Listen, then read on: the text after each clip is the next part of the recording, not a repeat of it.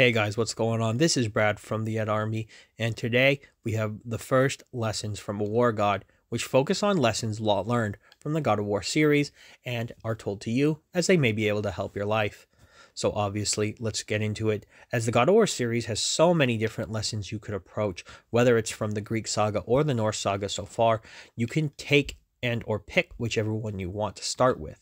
But I'm going to pick the one that I think is the most encapsulated between both of the sagas together. And that is in the lesson of redemption. As redemption is something that is earned, never given.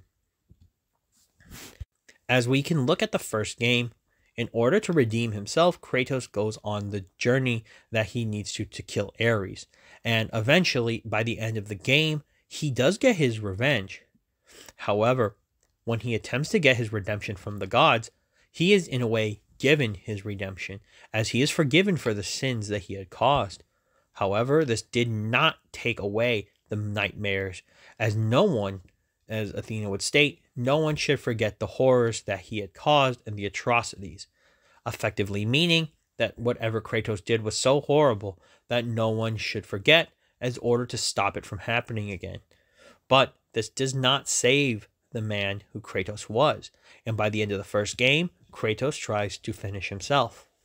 Now, when we approach how he is saved from the gods, only after he chooses to not be saved by the gods anymore, as he believes they have abandoned him, he is given a prize in order to become the new god of war.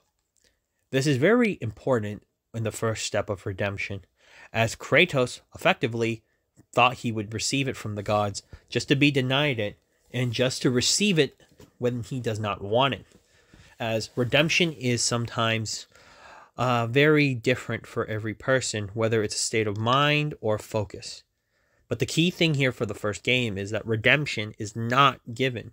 Even when Kratos thinks he has earned it from the gods, they refuse to give him what he asks, and instead is only told he is forgiven, which at that point means he would have to live with what he had done. And Kratos believed a life of that magnitude was not worth living. As we move into the side games in Chains of Olympus and Ghost of Sparta, we do see that Kratos struggles with this similar theme and this lesson throughout the beginning of his journey after these events of what takes place in the God of War Ascension film or the Ascension game, and everything that would take place after the first God of War. As in Chains of Olympus, Kratos has been serving the gods, but he does believe that he has more than earned his freedom and his effective redemption. What he has earned, he believes he has earned it by the gods, but the gods refuse to give it to him. And he has to go on a quest in order to discover what is happening to the gods. The whole situation with Atlas takes place and Persephone, and Kratos does have an ultimate choice, as he has effectively found his daughter in the Elysium, and he surrenders everything, his powers, and he decides it is better to be with his daughter again, as that is all that matters to him, just to realize that his selfish act would lead to the demise of the Elysium and the entire Pantheon.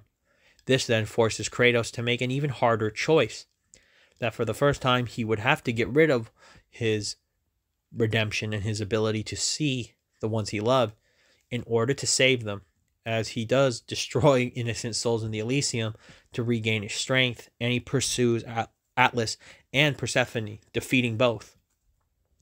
This leads into the next game, which would obviously be God of War, where Kratos being angry on the ship is now compounded, as obviously he was denied his daughter in the last game, technically, and that has hurt him very badly.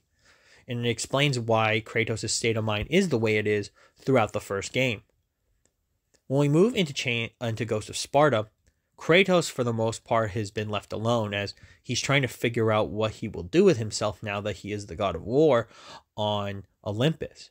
But because of the voices hearing from his mother in order to find his brother, this leads Kratos on a path, as Kratos wants to search for his family, which he has believed at this point to be long gone. When he finally discovers his mother, he is somewhat happy or shocked, but he finds out that his brother still lives, but he needs to find him. As with the shocking reveal, or his mother tries to reveal who his father is, she fails and is unfortunately having to be dispatched by Kratos himself. In the case of redemption, she feels like he is saved in the fact that she's now free from her suffering, but Kratos, having to defeat his own mother, has been scarred by this. And in his search for his brother, he doesn't care who he destroys, whether it's an entire Atlantis or any other person who stands in his way, even the gods. As when Kratos finally confronts Thanatos and finds Deimos, the most important thing to him was saving his brother, as by believing that if he could save his brother, the piece of him that needed to be redeemed maybe could have been relit. As I do believe that if Kratos was able to keep Deimos alive after their battle with Thanatos, this would have been a completely different Kratos, one that just cared either about getting out and getting his brother away, or both of them taking on the Olympians together. As it's very clear that what Kratos cared about more than anything else was his own brother. As we would move into the effects of God of War 2, it's clear that the story isn't necessarily about redemption, but more so about revenge, as Kratos, by being killed by Zeus, demands that he needs to get back and kill Zeus, as he is no coward. But this would take a monumental amount of work, as to kill the king of the gods, Kratos would have to transverse time itself in order to defeat him. In this case, Kratos fights through sins of his past, as well as dealing with people who have also failed. As on the island of the Sisters of Fate, you find out that there are many people who are trying to do what Kratos had, defy their odds. In the case of redemption, Kratos does see what's going on, as in order to basically be saved from his own fate against Zeus, he knows he now has to deal with them, as unfortunately, or fortunately, the Titans do stroke the flames of war. As they say, if Kratos does fail, he'll never find peace, as Zeus will, in fact, kill Kratos. And if Kratos dies, Hades will also torment his soul for the rest of eternity, giving him no other option but to take out the King of the Gods himself. In this case, we finally reach the apex of God of War 3, which is the key factor here. Kratos had been re-pumped up by the gods to fight, and with the Titans backing him, it was clear that this was now the only option left for him. Deal with Zeus, and maybe whatever the outcome was after could be better. But this does not happen, as even though he returns to fight Zeus, it is clear that no one will allow Zeus to die. As although Zeus does fight Kratos for a while, no one actually expects Kratos, I think, to have the upper hand against Zeus. It's not until Zeus is in a very bad position from Kratos actually subduing him and putting the Blade of Olympus through him that Athena decides to intervene in the fight, as it's clear that if she doesn't, Zeus would probably in a bad position and could have been killed. As this would lead to Kratos obviously telling Athena why she would stand against him, it was clear that Kratos only sought Zeus's death, as even into the fight, there's a part where he tries to finish Zeus off, but Athena gets in the way and it results in her death. But the Kratos is actually sad, as he did not want to kill her, showing that the part of Kratos that is human and the part that is mortal, relatable to us, clearly shows that if one thing is in his way, he wants that one thing gone. Yes, he may destroy multiple things in its path, or they might be a byproduct of his journey, but they're never the intention, as I don't believe Kratos at this point is directly destroying everybody in his path. I believe this Kratos is the one that has shown that while he was the god of war, he did do atrocities simply because he was angry. But now that only one person is the focus of his rage, that one person needs to go. So Kratos still needs some more tempering. But he does believe that he would find redemption in the death of Zeus, where in his last talk with Athena before she passes at the end of the game, you realize that Kratos himself is not necessarily a good person, but more or less just wants to have an eye for an eye. But with Athena explaining that no other god will allow Kratos to kill Zeus, he's effectively had his hand tied behind his back, and knows that if there's only one way to find redemption, to find his salvation from the gods, he will now have to face the gods themselves. As this is made clear in his final speech, where obviously he says he stood in the shadows for long enough. and their time has come to an end. As Kratos now knows that Olympus is the problem, he'll have to deal with it that way. As we move forward to God of War 3, obviously the key factor here is Kratos' redemption isn't redemption, as he's ready to lead a war and get his revenge on Zeus no matter what it takes. Even with the other gods and all of Olympus fighting against Kratos, it's clear that with the Titans' aid, that he stands a better chance. And this is clear that when he gets to battle Poseidon, it's clear that Kratos actually wants a warrior's battle with Poseidon, not the one where he uses his powers, which he does in anyways. With Gaia's assistance, Kratos is able to defeat Poseidon, and unfortunately for Poseidon, the chance for him to surrender is already over. As he wanted revenge for Atlantis, Kratos slays him, in a very brutal fashion, may I add. But there's a reason this is important.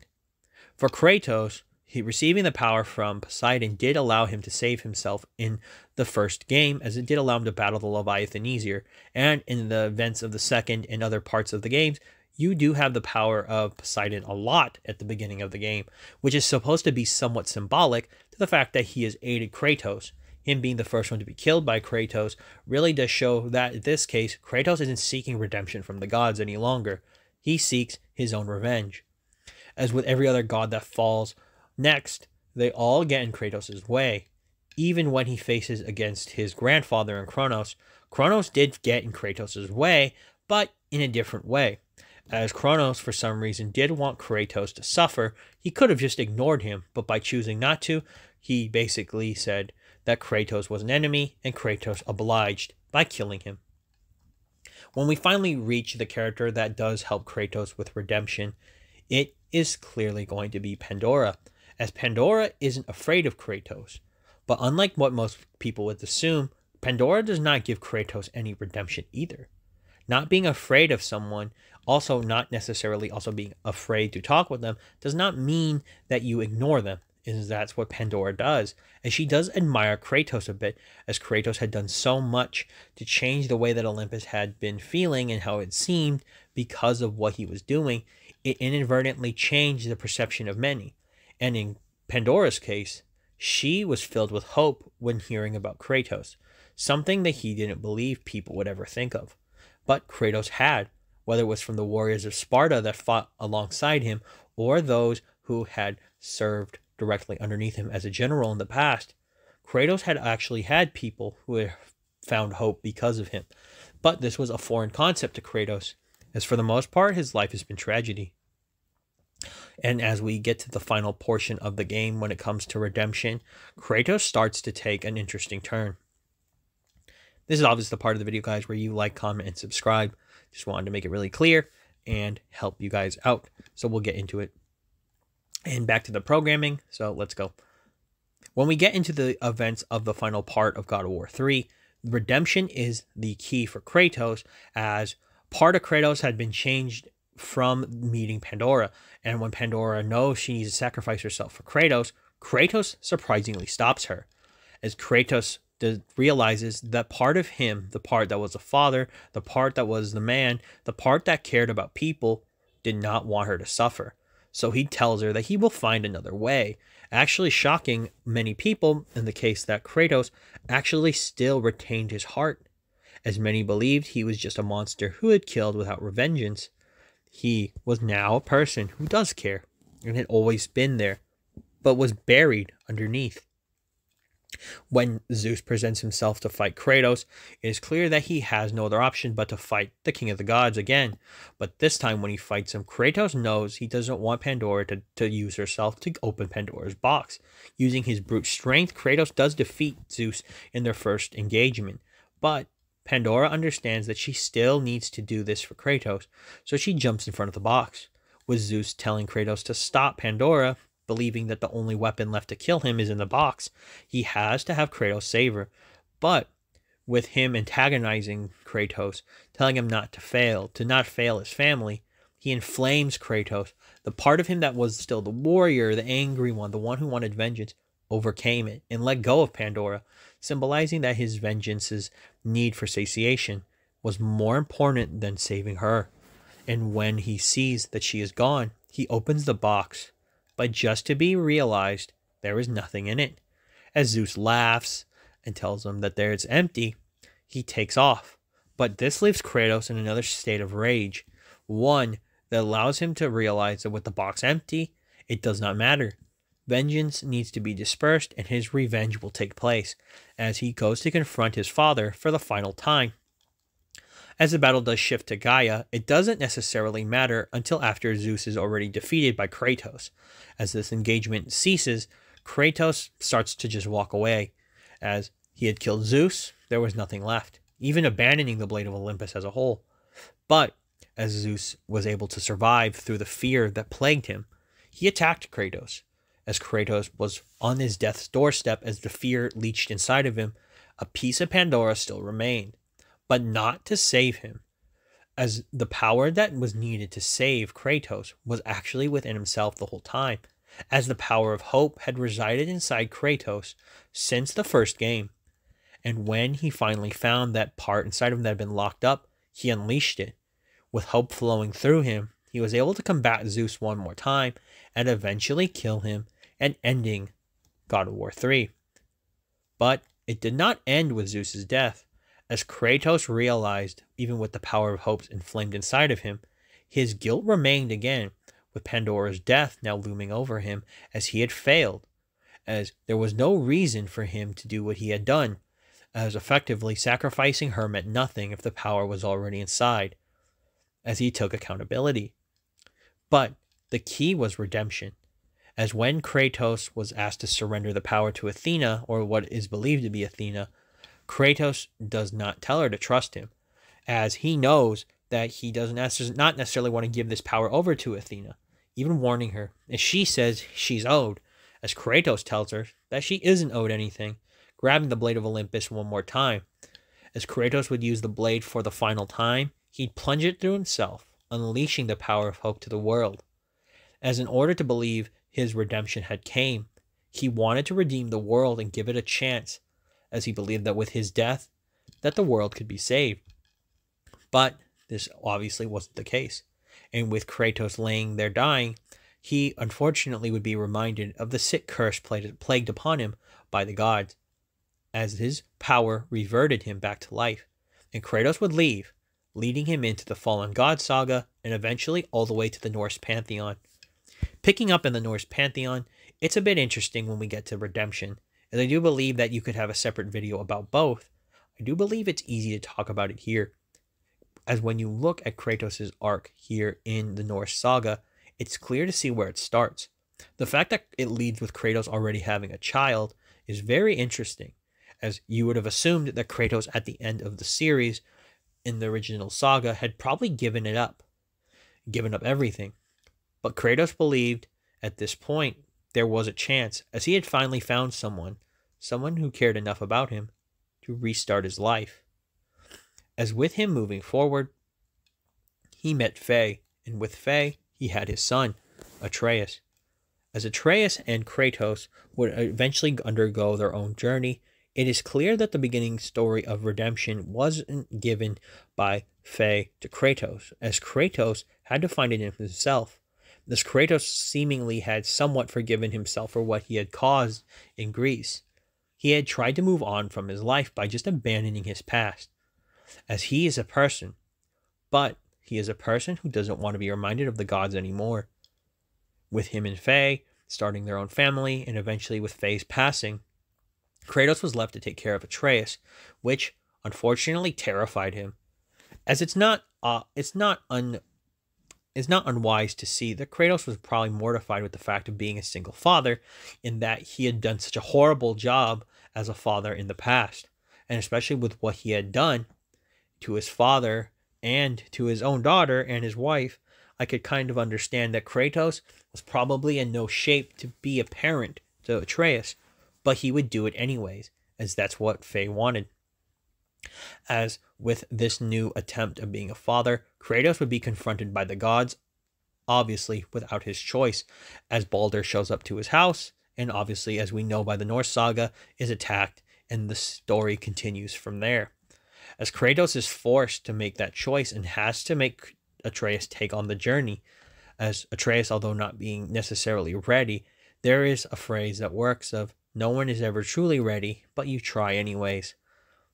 This effectively leads to the events of the first game as it continues, but we can see that Kratos is still very different, although very similar to who he was in Greece.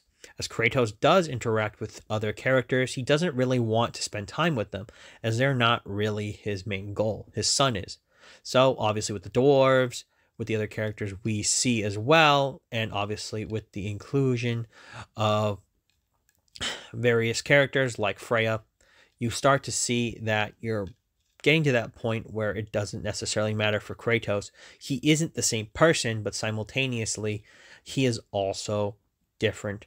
But he still seeks some type of redemption, as Kratos is ashamed of who and what he is, as being a god has effectively led him to a life of ruin all throughout the past, and even to this point, he doesn't know if it's smart to do that. As with Mimir on his hip, it's clear that Mimir is more of a balanced person, understanding the responsibilities of gods, but also understanding that a god miscouraged or misdirected can be a devastating weapon to the world, and is a very good foil to help Kratos in his story of redemption. As you can tell, Kratos isn't ready, but he nudges him along slowly, somewhat understanding after his relationship with gods. As we get to the end of the game, it's clear that one thing that makes Kratos interesting is that he doesn't actually intend to kill Balder, as he makes it clear to Freya that she needs to leave while he fights him, knowing that Balder can't be killed. But unknowingly, Freya does lead to Balder's death, as by continuing to interfere in the fight with Kratos and Atreus, she leads to the mistletoe being punctured by Balder, and Balder losing his vulnerability, which would ultimately lead to his death. In a strange way, although more bloodshed was done for Kratos to find redemption, this is the first time when Kratos kills a character in the form of Balder.